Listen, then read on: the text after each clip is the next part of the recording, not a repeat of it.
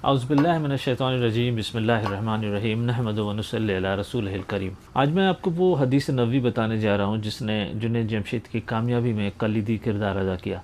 جنید جمشید 2022 یا 23 میں برمنگھم میں اپنا آخری کنسرٹ کمپلیٹ کر کے کراچی واپس لوٹے۔ وہ تبلیغی سرگرمیوں میں دوبارہ شامل ہو گئے۔ اس دوران انہوں نے بہت سارے کام کرنے کی کوشش کی، اس لیے کہ ان کی جو سنگنگ سے جو آمدنی تھی وہ ختم ہو گئی تھی، لیکن انہیں سمجھ میں نہیں آ رہا تھا وہ کیا کام کریں، اور ان کی جمع پونجی بہت تیزی سے ختم ہو رہی تھی۔ ایک دن انہوں نے اپنے جیب سے 100 روپے کا نوٹ نکالا اور اپنی وائف کو دیا، اور وہ کہنے لگے کہ یہ آخری نوٹ ہے میرے پاس، اس کے بعد مجھ سے پیسے مت مانگنا، اس کے بعد میرا تمہارا اللہ حافظ ہے۔ وہ کہتے ہیں کہ اتنے سخت ٹائم آیا ان پہ کہ وہ بعض اوقات یہ سوچنے لگتے تھے کہ شاید لوگوں کا وہ کہنا درست ہے، مولوی کے کہنے پہ انسان نقصان اٹھا لیتا ہے، لیکن پھر ان کا دل بار بار انہیں وہ حدیث نبوی یاد دلاتا جو ان کے تبلیغی استاد نے انہیں بتایا تھا، اور ان کا دل انہیں بار بار یقین دلاتا کہ حضور صلی اللہ علیہ وسلم کی حدیث غلط نہیں ہو سکتی۔ وقت گزرتا گیا۔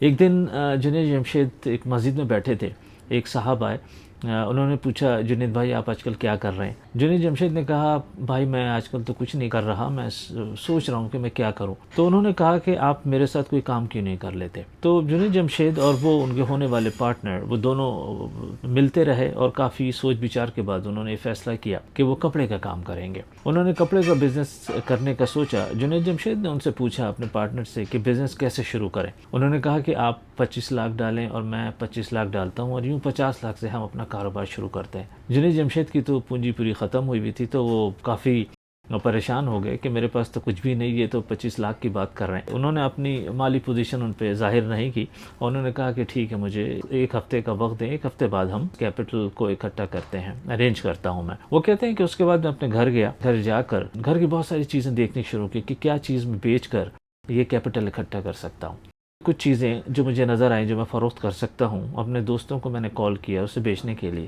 انہوں نے اس چیز کی قیمت جس کی 50 روپے اگر قیمت تھی تو انہوں نے 25 روپے قیمت بتائی۔ دوست یہ کہتے تھے کہ بھائی اس سے زیادہ میں نہیں دے سکتا۔ جنید جمشید کے بقول ان کے دوستوں نے ان کو نچوڑنے کی کوشش کی، ان کی مالی پریشانی سے بھرپور فائدہ اٹھانے کی کوشش کی، اور بقول ان کا معاشی قتل کرنے کی کوشش کی۔ وہ کہتے ہیں کہ بیشتر دوستوں نے ایسا کیا، سارے دوست ایسے نہیں تھے۔ بڑا تاریک پہلو ہے ہمارے معاشرے کا کہ ہم لوگوں کی مجبوری سے فائدہ اٹھانا چاہتے ہیں۔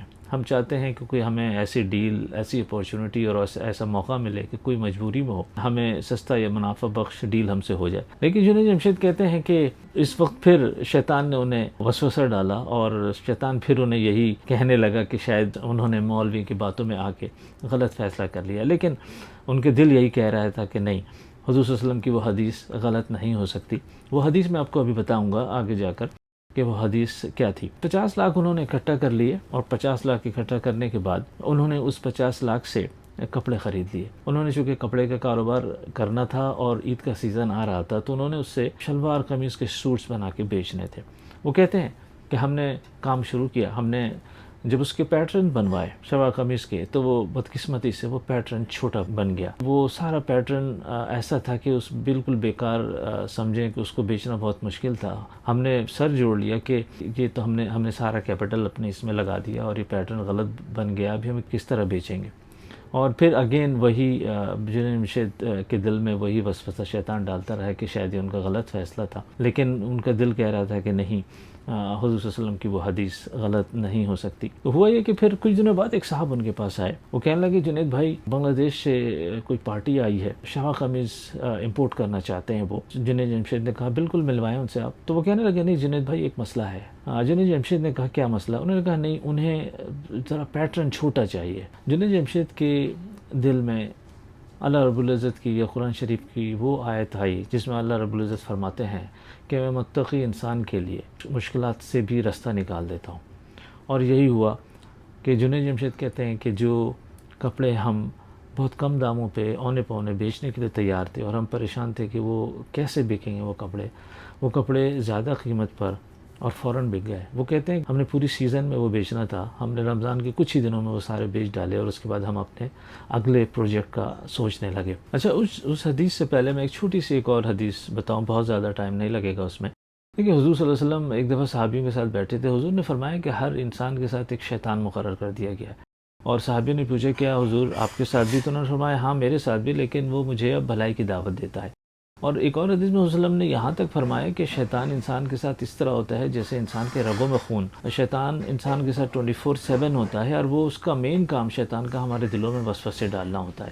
اب میں اس حدیث کی طرف آتا ہوں جو حدیث ڈھارس بنی جنید جمشید کے لیے بڑے برے وقتوں میں. دیکھیں وہ مسند احمد کی حدیث ہے. اللہ کے رسول حضور صلی اللہ علیہ وسلم فرماتے ہیں کہ جو انسان اللہ کی رضا کے لیے، اللہ کے خوف کے لیے کسی برے کام کو چھوڑتا ہے تو اللہ تعالیٰ اس سے بہتر چیز اسے عطا کرتا ہے. جنید جمشید کو اللہ تعالیٰ نے پہلے سے زیادہ مشہوری دی، شہرت دی، پہلے سے زیادہ انہیں دولت دی، اور پہلے سے زیادہ اچھی زندگی، سکون والی زندگی دی.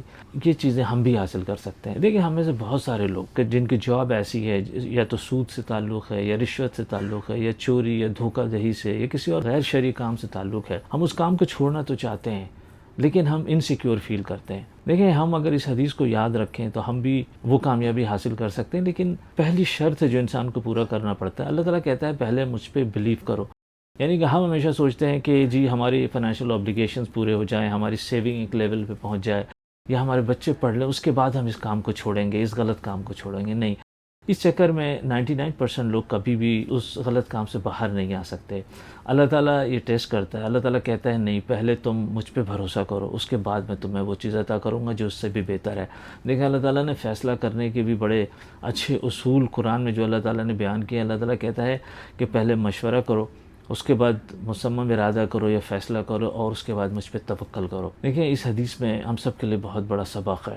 ہم سب اس حدیث سے سبق حاصل کر کے اپنی زندگیوں کو تبدیل کر سکتے ہیں. This is the time now for us all to change our life, اگر ہم اس سچویشن میں ہیں.